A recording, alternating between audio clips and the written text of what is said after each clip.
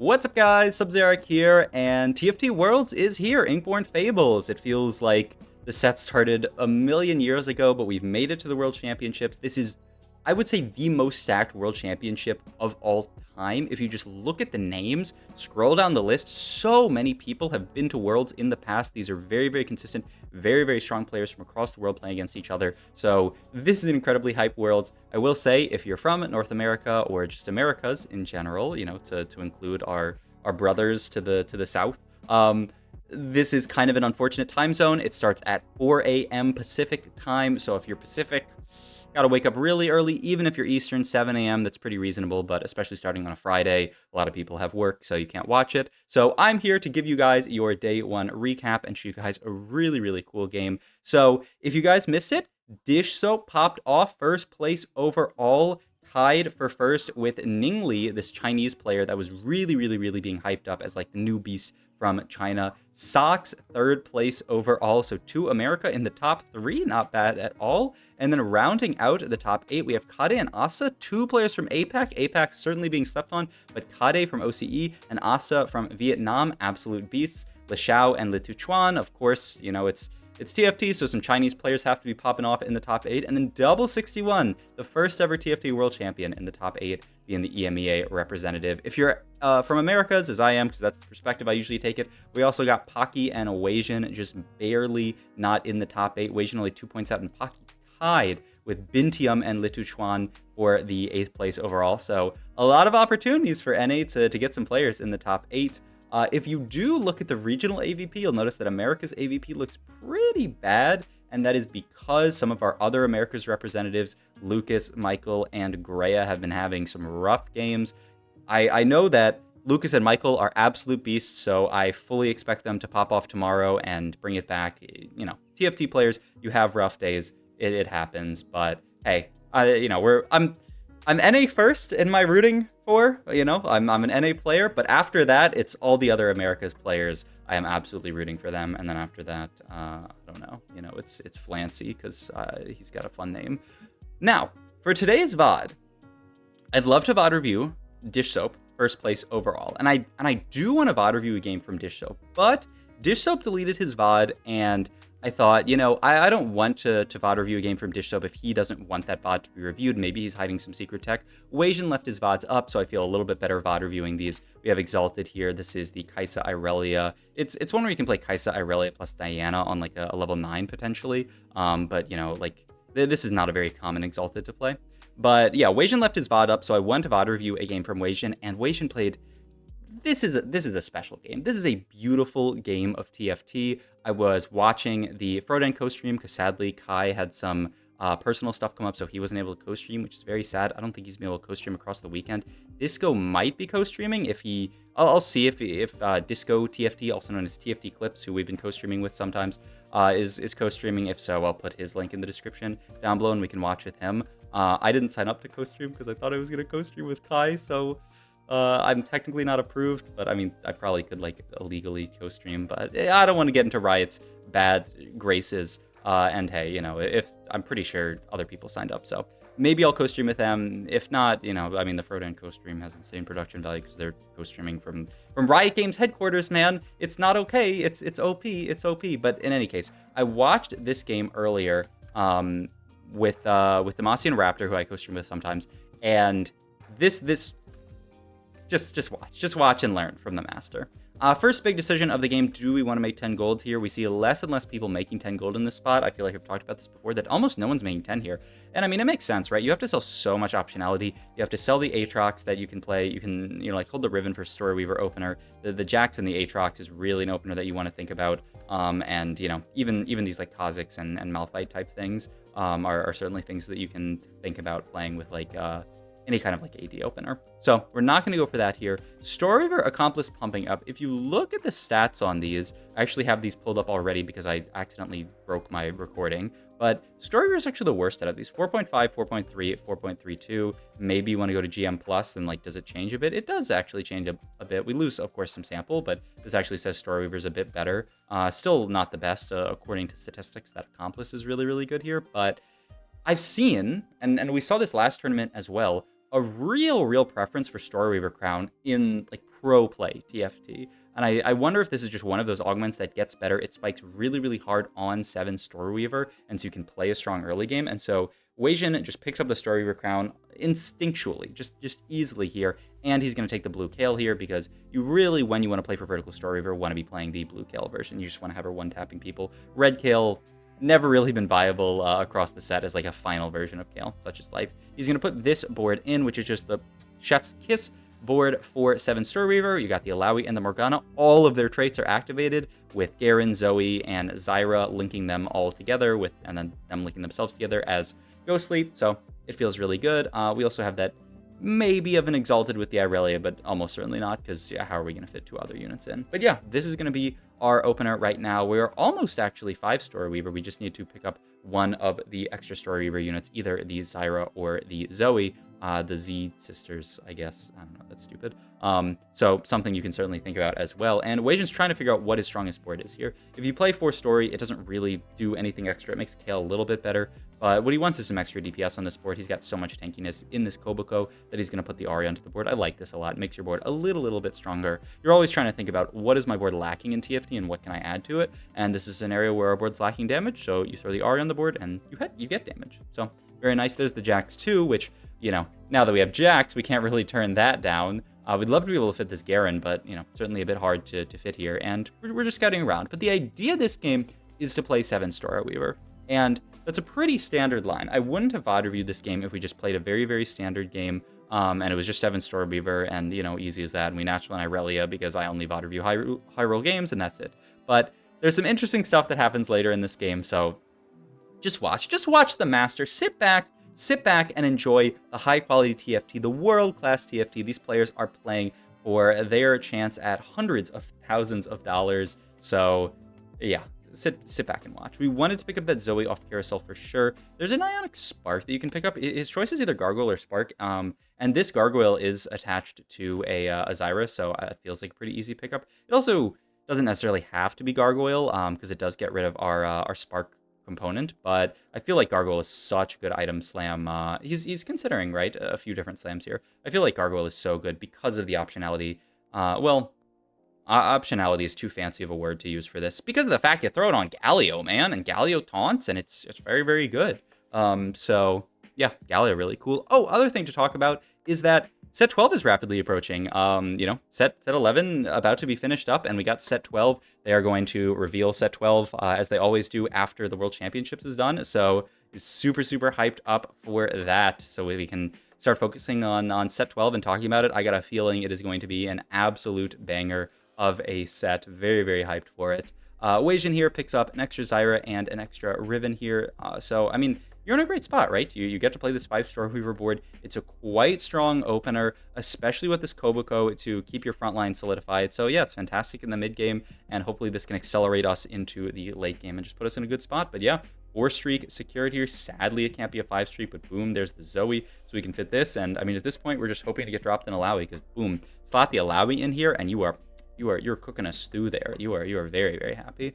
But yeah, I mean, the board's great. The items are great. This tier can turn into some kind of AP item onto the Zoe. Blue buff wouldn't be the end of the world. Could also be like a Static Shiv. And yeah, you get the Shojin, and boom, he's just going to make that immediately. So yeah, Static Shiv Shojin looks great. Shojin pretty good on Zoe with her mana pool. And boom, there's Zyra too. So very happy with all of our upgrades at this point, right? But this is, once again, not why I've ought to read the game, not to show you guys a pretty solid Storyweaver opener with, you know, naturally upgrades and stuff. You guys are about to see why this game is VOD review worthy and see it really pop off. So we are going to fight Dish Soap here, who's playing a pretty strong board here with the Darius here with the Ionic Spark, who is a great holder of that item.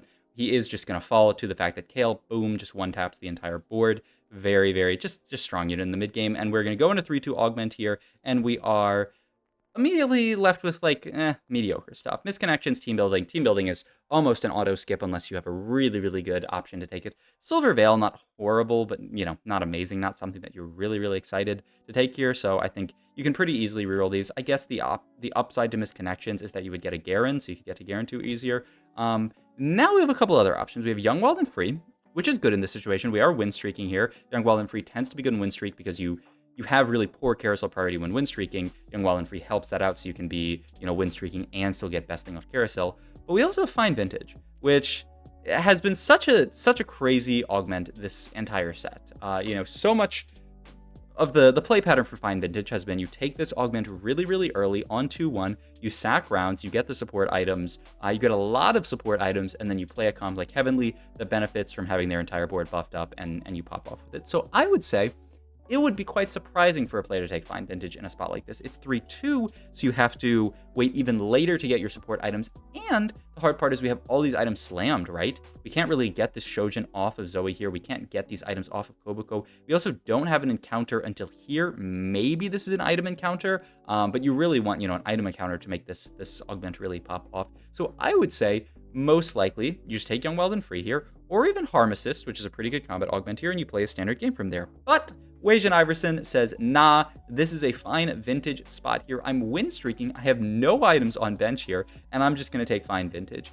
And I think to a lot of people, this is crazy. To take Fine Vintage in this spot, you're not Fine Vintaging anything until Carousel here. You're also playing for win streak, but you're going to take Fine Vintage and kind of, in some ways, sack this augment, so it's going to be much harder for yourself to win streak. You're going to try to win streak with this really strong Storyweaver board, but it's difficult for you to win streak from this spot. Now, there is a consideration that Fine Vintage Storyweaver is something that has been considered in the past.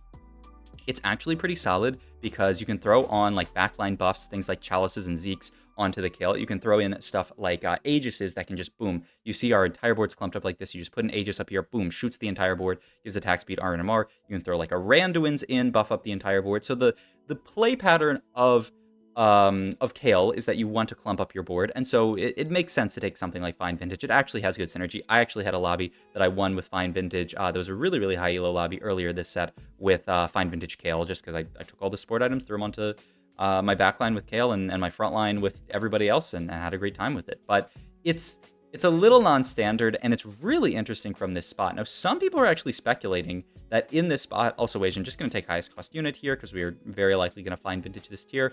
Some people were speculating that Wasian was going to wait here until he lost a fight, and then he was going to Fine Vintage these items here. He was going to sell the Kobuko, but I don't think that actually makes sense here. And Wasian has a different idea. He gets Fortune in here. It's 3-5. And we are going to now play a late game Fortune setup here. This is wild stuff, and we're even going to win this first fight with which Fortune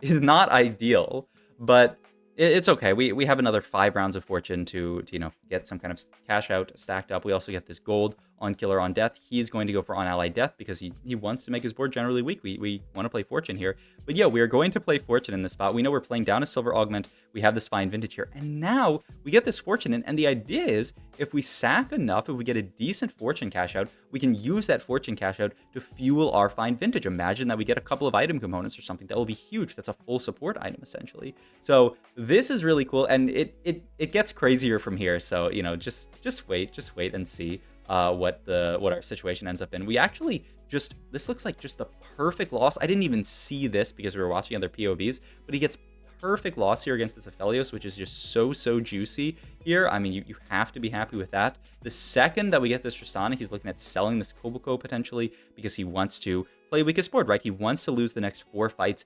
The thing about Fortune is that the later you get it in the game, the more stacks you get per loss, because obviously you're taking more damage, so Riot wanted to compensate you for that. So late game Fortune actually tends to be better in some ways than early Fortune. It's just a little bit controversial in that most people aren't playing late game Fortune because they don't want to die stage 4. But Wasian win streak this entire early game, right? He's so healthy in this situation, 85 HP, so he can afford to play Fortune here. And look at the boards that he's facing. These are tournament lobbies. No slouches are going to exist in this lobby. We're not going to fight someone with just a bad board. This board's absolutely going to stomp us, so we don't even have to worry about making our board too artificially weak. Augment here, I think Combat Caster is a very solid overall augment. Magic Wand does give you another component that you can play for. It's also AP, so that's something to consider as well. I don't actually know what Wasian ends up picking up here. I would be kind of considering the Magic Wand here just because it gets you to another item for Fine Vintage. There's also teaming up, I guess. But yeah, he just takes the Magic Wand, and he can be pretty happy with it. And here's here's the other crazy part. We're very, very rich here because of our win streak early, and just because our board's very, very cheap. Like, look, overall, our board is giga cheap. So we're going to start rolling here, even though we actually have Fortune in here, to try to find some units. And what we find here is an Annie. We are pivoting our board here into 5 Fortune on 4-2, and now we sell that Koboko. We pop these components off. We want to keep the Gargoyle, but he's going to reroll the Protector's Vow. I love this, by the way. The Gargoyle is BIS Galio, but Protector's Vow, middling in slot. So what we're going to do here is we're going to keep this Fine Vintage, use 5 Fortune to heal us up over the next few rounds, and then keep Fortune in here. Like, it's just so cool. We can guess that we're going to lose this fight. Everyone is going to be wanting to play for the win here. We take item here. I actually would have thought it was Randuin's here, but he goes for the Zeeks. Or not the Zeeks, but the ZZ Rot. There's so many Z's. Zoe, Zyra, ZZ Rot, Zeeks. He goes for the ZZ Rot here because it's a little bit of artificial frontline, and maybe he doesn't really care about the extra armor and MR from Randuin's because he is this Gargoyle, so it's a little bit lower value. But yeah, I mean, he slams the ZZ Rot after combat, actually, just to guarantee that our board's not too strong. Probably could have played that before combat. I think he was thinking a lot about his position, so he ended up doing that. And yeah, 19 stacks here. We have... That was number 5, so I think we have one more round to lose before we cash out there.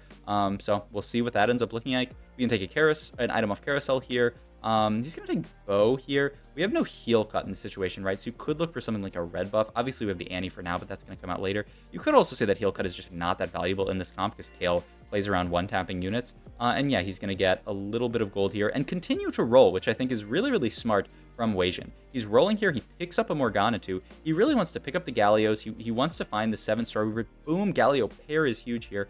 But yeah, he rolls really, really deep in this situation, which is so interesting because usually you see people, they wait for their Fortune cash out. But 1, Galio is a very, very contested unit. You can already see Steppy has a Galio too. And 2, we can't just go fast 9 in this situation. We need to find our upgrades on 8 before we go 9, especially because we're cashing out here. 31 stat cash out is huge, by the way, if you guys aren't aware. Tools, tables, we're going to go to Fortune and scroll down a bit, but Fortune does have these breakpoints, and 30 gold value is a breakpoint here. Our ideal world, I guess, would be the triple components here.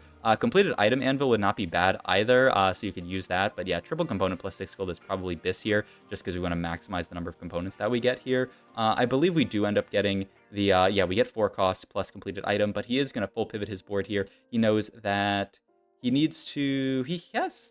no, he does need to find an extra unit here. What are we missing? I don't actually... Oh, no, we just have Storyweaver. Yeah, we have 7 Storyweaver here. We're not missing anything. But he wants to get his board in right now. He wants to roll here, figure out items later, but really just roll for strongest board in this situation. Roll for upgrades, right? Big thing is hitting something like a Galio 2. Roll very, very deep here and do not find Galio 2, which is crazy. We get Storyweaver +1, and at the last second, we can slam the Gargoyles onto to the Galio. We actually missed the ZZ Rot because he was just trying to get everything down in time. We're going to take an item here, but I think this will... Yeah, this does actually end up going on to Zoe because he doesn't want to wait now. At this point, it's getting late. It's 4-6 with 33 HP. He doesn't want to wait another, multiple rounds to get this Fine Vintage value. So he's just going to take the Nash's Tooth. It's a solid Zoe item. That's the other thing is we don't even have Zoe 2. And we're also going to take Virtue of the Martyr. It looks like he really doesn't value Randuin's. This is a position where you could actually do a little stats check, McGee. You could go to Explorer, would be pretty good. Because it feels like he doesn't like Randuin's as much as I would have thought in this comp. But maybe let's look at it. Support items here, sort by average placement, or you can even sort by delta, similar. Yeah, the stats love Virtue, and they don't even like Randuin's that much. This is something that you can do with statistics to understand what the actual broken items are in this comp. Something like Insidian Cleaver looks very, very good because you can just throw it onto someone like a Morgana. I think if you do split by item holder, yeah, I don't think it's... you have to do it slightly different to see who actually holds Obsidian Cleaver. But, I mean, there's cool stuff you can do there. And, obviously the Zeeks and the Age is very good. And yeah, the Virtue, very, very high tier here. Obviously Spite and Treasure Chest down at the bottom because these items just stink. But we're almost stable. As you can see, we're going to fight an Ash board here. We're getting 2 more support anvils here, which is huge. And we've hit, but we're 18 HP. We are really, really, really low here. We're getting 2 more support anvils, but we need really badly to pick up a Galio 2. We get the Zeeks here, which once again in the statistics is very, very high value. We get Obsidian Cleaver is an option here versus Virtue of the Martyr. If you believe the stats, it's Obsidian Cleaver here, I guess, and we'll see what... we also have Eternal Flame as an option here, but yeah, the stats would say Cleaver. I imagine you cleaver the Zoe, but I wonder if you just put on the Morgana because she spreads it better. We do have the red buff that you can build onto Morgana as well for heal cut, but we have to roll down here. There's Zoe to a huge upgrade, and at the last second, we find Galio.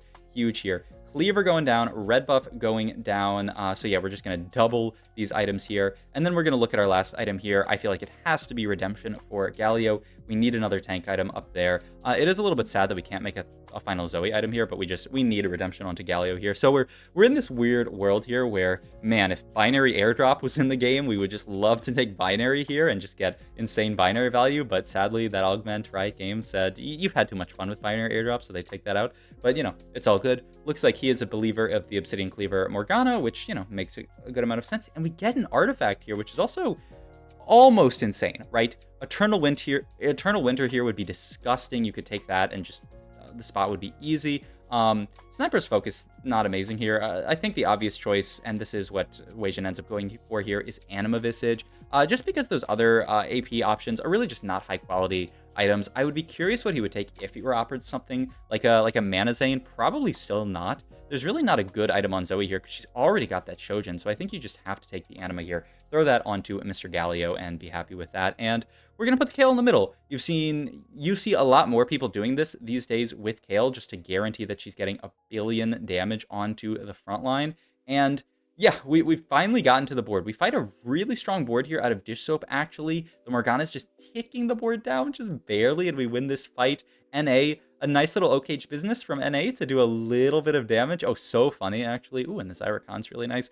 So funny, I was watching Frodan's co-stream, and 2 NA players ended up fighting each other, and they were like, they left each other, like, it was like barely a 1-unit loss, and Frodan was like, no, guys, you have to, like, you have to in for each other. And then he was like, actually, never mind, because, you know, it's an official Riot stream, and obviously win trading is not allowed on at the World Championship or at any championship, but kind of hilarious that, of course, we're rooting, if you're from NA, you're rooting for Dish Soap and Wasian to just barely, you know, lose the fight to each other. You're not saying, you know, objectively win trade each other, but, you know, you're rooting for that. Interesting options here. I assume you just take Adaptive Helm and throw it onto maybe Morgana for faster cast. Yeah, I would like to get another Zoe item, but getting that red buff cast, that giant thingy, what is this item called? This big axe, Black Cleaver, Obsidian Cleaver.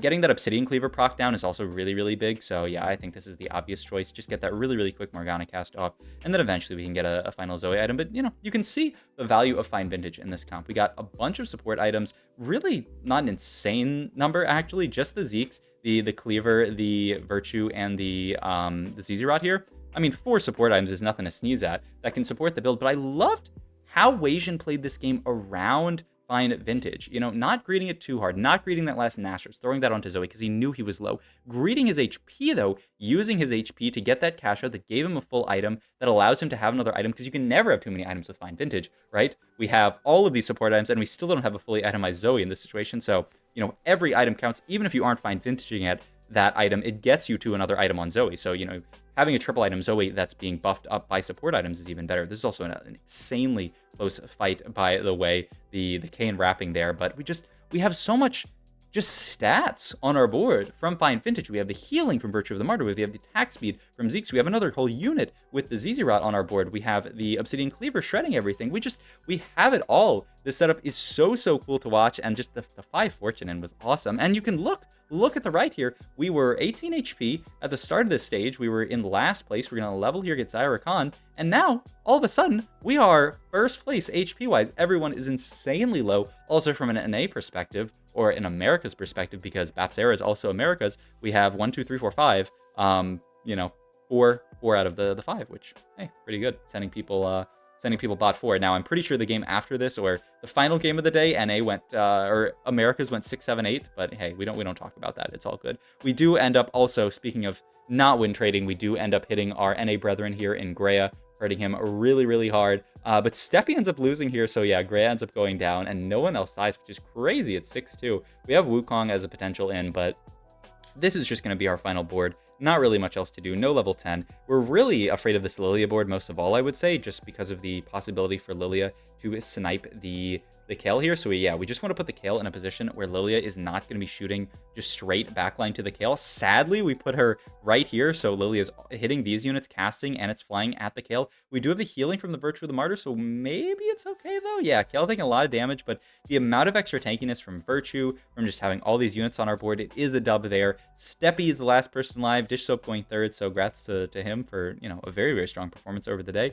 And we do end up finding Rakan too on the roll down here. So one more fight against Steppy's board here. The only thing that you have to be afraid of here is these units just wrapping around and getting to backline. So we are just going to put all of our main tanks right in front here. We also have the Rakan here that can give us some damage reduction against these guys up here, which is really, really nice. The Rakan ult immediately onto this Kayn here. It looks scary for a second, but boom, that Kayle ult comes through, and it's just a wrap for Mr. Wasianiverson.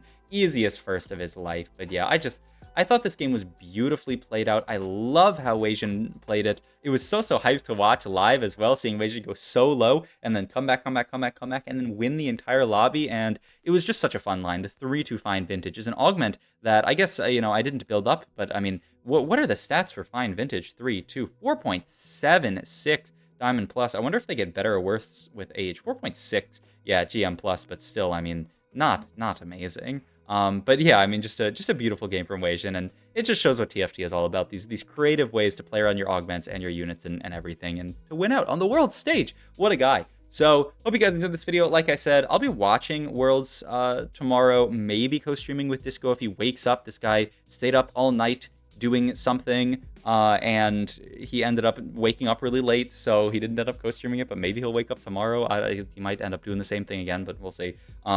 And so maybe I'll have the link to that in the description. I don't know. But in any case, I will see you guys tomorrow for another VOD, and I'll see you guys, I mean, in a few days for set 12. So super hype. World Championship. I love this time of year for TFT. All right, I won't make the video too long. Bye.